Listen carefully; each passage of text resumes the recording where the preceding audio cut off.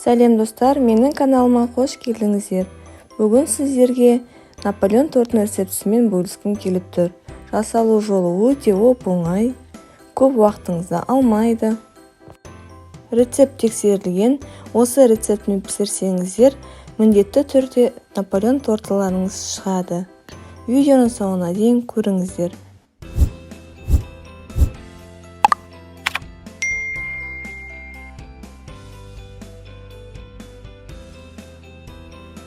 Керекті тағамдардың құрамын видеоның астына жазып кетемін.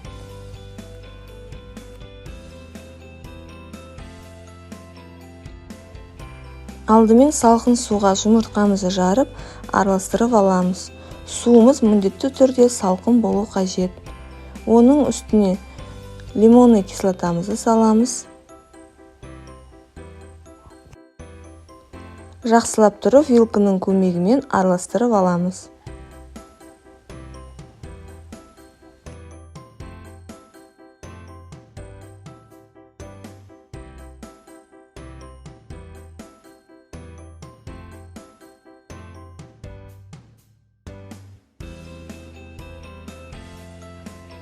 Одан соң табамызға ұнымызды сеуіп, үстіне салқын маргарин немесе майымызды көбіктеп турап, ұнның үстіне салып крошка жасаймыз.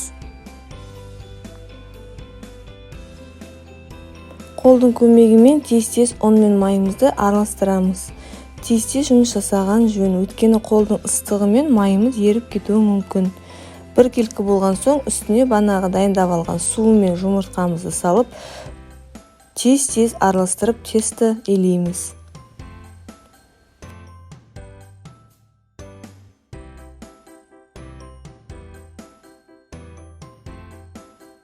Қамырды тез-тез илеуге тырысыңыздар, өйткені қолдың ыстылығымен құрамында май еріп кетуі мүмкін.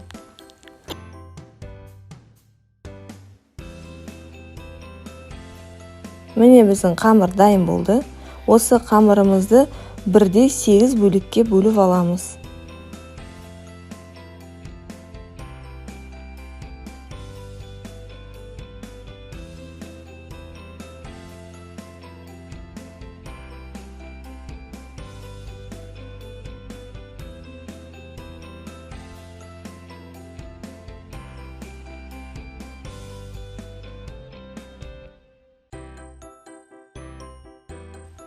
Сегіз бөлікке бөліп алған соң, әрқайсысын шарик тәріздес етіп жинаймыз.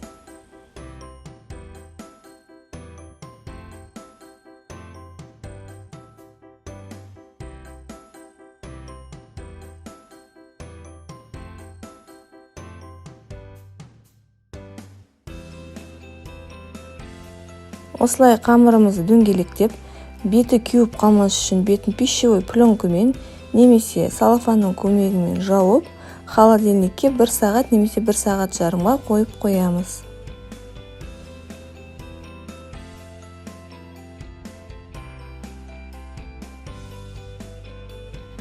Сағат жарым өткеннен кейін бір-бірлеп шығарып, осылай круг тәріздес етіп илеп аламыз.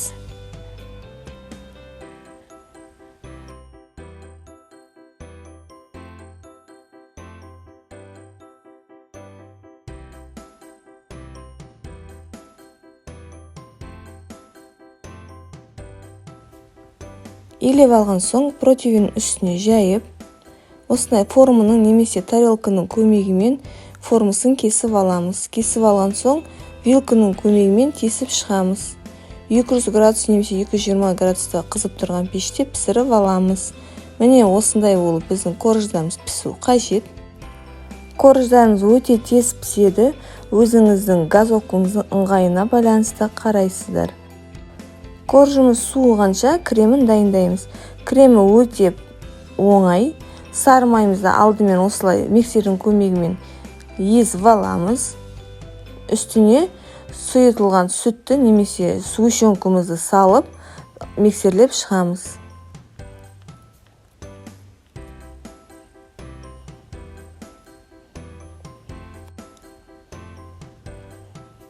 Біркелкі массасы болғанға дейін араластырып аламыз. Міне осымен біздің креміміз дайын. Енді тортымызды дайындаймыз. Алдымен бір коржымызды алып, үстіне 2 ас қасық кремімізді жағып шығамыз. Жағып шыққан соң үстіне екінші коржымызды саламыз.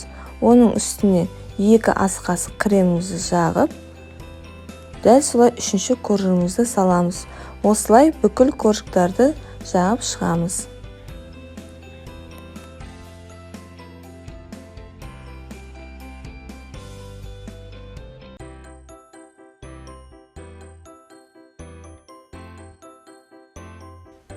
Соңғы коржымызды үстіне салып, осылай қолдың көмегімен басып шығамыз.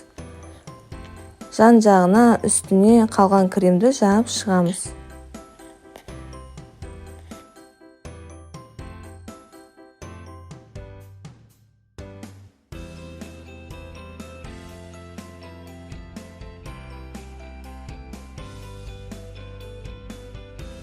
Корждан қалған бөліктерін қолдың көмегімен уатып, осылай тортты безендіріп шығамыз.